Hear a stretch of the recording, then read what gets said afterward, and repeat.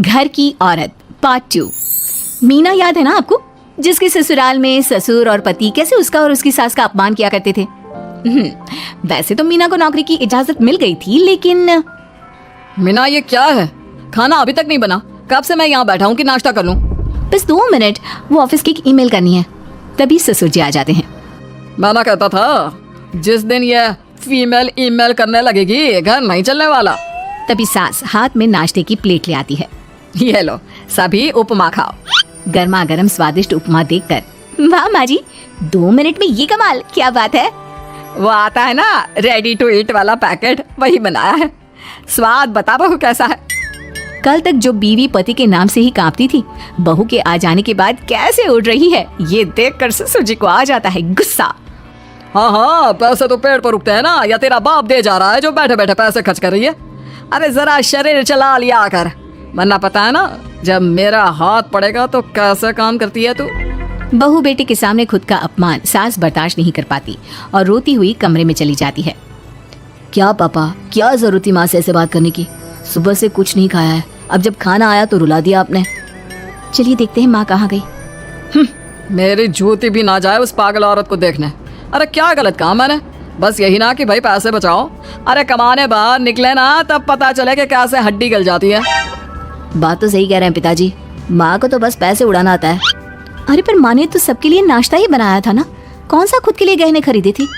खैर, बहू समझ जाती है कि सारा मामला कमाई का ही है, क्योंकि सास कुछ करती नहीं, कुछ कमाती नहीं, तो ससुर जी उन पर हावी रहते हैं। फिर क्या था, अब थी बारी बहू की। माँ जी दरवाजा खोलिए, देखिए मैं उपमा लेकर आई हूँ, गर्मा गर्म खा लेते हैं। सास कमरा खोल देती है। सामने खड़ी होती है बहू, हाथ में उपमा की प्लेट लेकर। बहू सास की सूजी आंख देखकर समझ जाती है कि मामला गड़बड़ है। वो बात पलटते हुए कहती है, माँ जी वो आपकी काली साड़ी पर काला ब्लाउज है ना, वो प्लीज मुझे दीजिए। मुझे कल ना काली साड़ी पहनी, लेकिन कोई ब्लाउज ही नहीं है। सास बहू की बात में अपना काम भूल जाती है। हाँ हाँ बहू, क्यों नहीं, वो तो मैंने अपने हाथों से डिजाइन किया था। चल अभी निकाल कर देती हूँ तुझे। सास बहू को ब्लाउज निकाल कर दे देती है। फिर अगले रोज, माँ जी आज तो ऑफिस में कमाल ही हो गया, पता है क्या, सारी सहेलियों ने घेर लिया, पूछ रही थी ब्लाउज कहाँ से खरीदा। मैंने भी बोल दिया मेरी सास ने सिलाया, वो भी खुद डिजाइन करके। ये तो वही बात हो गई कि झोला छाप डॉक्टर की दवाई काम कर गई। अरे बहू ये तो बस ऐसे ही बना दिया था। लेकिन माँ जी आपको पता है, ये देखिए 2 लोगों ने तो मुझे कपड़ा भी दे दिया और नाम भी, सेम टू सेम डिजाइन का ब्लाउज बना दो, और बदले में ये 2000 रुपए। हाथ में 2000 देखकर सास की तो आंखें फटी की फटी रह जाती है। अरे बहू ये तो कमाल ही कर दिया, ये काम तो मैं कल तेरे ऑफिस जाने से पहले ही खत्म कर दूंगी। सच्ची माँ जी, कैसे इतनी जल्दी? अरे बहू वो बस नाप है ना, उसी के आकार का काट काट कर डिजाइन ही तो देना है। ये तो मेरे बाएं हाथ का खेल है। अगले रोज बहू ऑफिस जाती है और फिर शाम को 2 ब्लाउज ले आती है। अरे बहू क्या बात है, लेकिन इसकी डिजाइन। बहू फोन में सास को डिजाइन दिखाती है। अरे ये तो बच्चों वाला डिजाइन है, रुक अभी थोड़ी देर में ही दे देती हूँ। सास बहू को कपड़े सिल कर देती और बहू सास को रुपए। फिर एक रोज, माँ जी ये लीजिए कपड़े, लेकिन इसकी सिलाई मैंने ज्यादा ली है, तो क्या है ना हैवी काम है, तो मेहनत ज्यादा लगेगी ना आपको। अरे रहने देती बहू, मैंने कौन सी बुटीक खोली है। बहू को सास की बात में दम लगता है और वो कुछ सोचती हुई निकल जाती है। वो कमरे में बैठी होती है कि उसकी ससुर की जोर जोर से चिल्लाने की आवाज आती है। फिर फिजूल खर्ची, अरे तुम्हारे जैसी बेकार नाकाम काज करने वाली औरत कब पैसे की कीमत समझेगी। क्या जरूरत थी ये मशीन खरीदने की? अरे वो मैंने EMI में ली है, आपको पता है ना कपड़े सिलने का कितना शौक है मुझे। हाँ तो क्या दर्जी बनोगी, लोगों को पकड़ पकड़ कर नाप लोगी? अरे कुछ तो शर्म करो। तभी बहू आ जाती है, उसके हाथ में चाबी होती है। माँ जी ये चाबी मैंने चौराहे में आपके लिए बुटीक खुला है, पैसा लोन से लिया है तो काम करके आप चुका देना। और हाँ माँ जी कल उद्घाटन है तो 11 बजे दुकान में पहुँच जाना, पूजा में आपको ही बैठना है। ये सुनकर ससुर जी आग बुबला हो जाते हैं। कहीं नहीं जाएगी ये, इस घर की औरतें बाहर नहीं निकलती। तू तो इंजीनियर है इसलिए तुझे इजाजत दे दी, लेकिन ये तेरी सास 4 अक्षर नहीं आते इसको। अरे रहने दे, क्यों पैसा बर्बाद करवा रही है। सास को डांटने की आदत ससुर जी को जो लग चुकी थी। सास बहू की ओर देखती है, तो माँ जी कल वक्त से तैयार रहना। ससुर जी आप ही तो माँ जी को कहते थे ना उन्हें पैसे की कदर नहीं है, तो अब वो खुद ही कमाने जा रही हैं।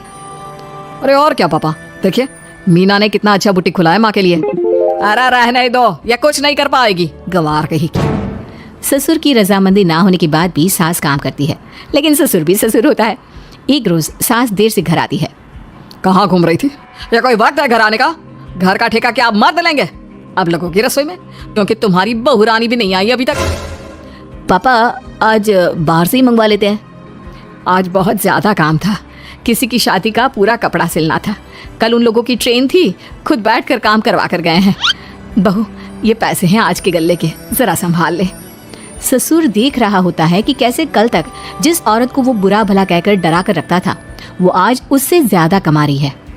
देखता है कितना दिन कमाती है। ससुर अब रोज कोई ना कोई ऐसा काम करता है जिससे सास का काम बंद हो जाए। फिर एक दिन, हे भगवान, 10 बज गया, बुटीक खोलने का वक्त हो गया है, लेकिन ये मेरी साड़ी, इस पर ये क्या गिर गया? पता नहीं किसने क्या डाल दिया, अब क्या करूं? सास दोबारा अलमारी से दूसरी साड़ी निकालती है, फिर उसे प्रेस करती है और किसी तरह बुटीक पहुंचती है जहां पहले से ही कस्टमर खड़े होते हैं। अरे क्या हो गया? लगता है काम चल गया तो मैडम के भाव बढ़ गए। पता है, इस धूप में पिछले आधे घंटे से खड़े हैं। पता होता तो वो बगल वाली शॉप में ही दे देते।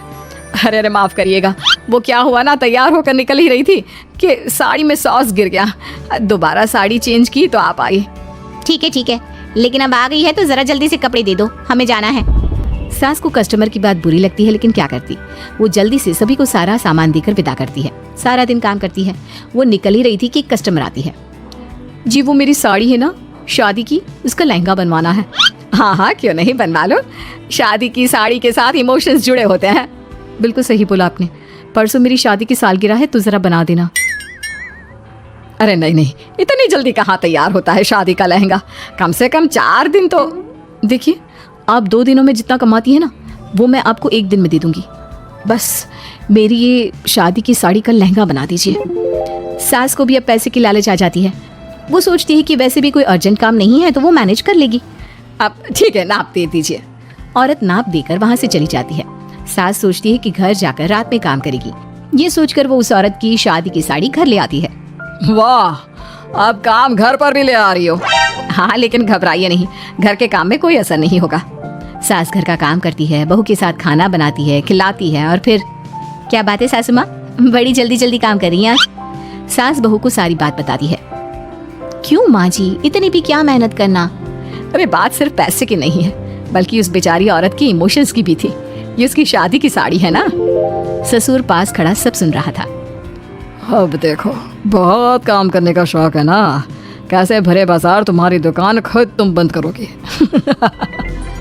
जब सास पूरी रात काम करके सुबह लेटती है, मौका देखकर ससुर कैंची से साड़ी को काट देता है।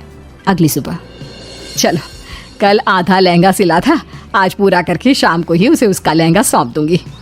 लेकिन ये क्या, सास जैसे ही लहंगा उठाती है, लहंगा तो फटा होता है। वहीं ससुर छुपकर सास को देख रहा था। हाय रे, ये किसने किया? ससुर छुपकर हंस रहा था। बहू देख लेती है और ससुर के पास जाती है। पिताजी, आपसे ऐसी छोटी हरकत की उम्मीद नहीं थी। आप खुद ही दुकान बंद करेगी। ससुर वहां से चला जाता है। सास भी वहां आ जाती है। वो समझ जाती है कि उसके पति ने ही साड़ी पर कैंची चलाई है। लेकिन फिर शाम को, जी वो मेरा लहंगा तैयार हो गया? हाँ जी, मैं तो कहती हूँ कि आप एक बार लहंगा पहन कर भी देख ले।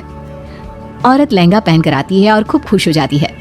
अरे ये लहंगा है ना अंकल जी कमाल का, आंटी जी ने बनाया है, बिल्कुल लेटेस्ट डिजाइन। औरत सास को ढेर सारे पैसे देकर चली जाती है। लेकिन मैंने तो ये औरतों का फैशन है, कहीं से सिल दो या कहीं से काट दो, फैशन ही होता है। चलिए, शाम का खाना मेरी तरफ से। आज आपका जन्मदिन है ना, रिटर्न गिफ्ट तो बनता ही है।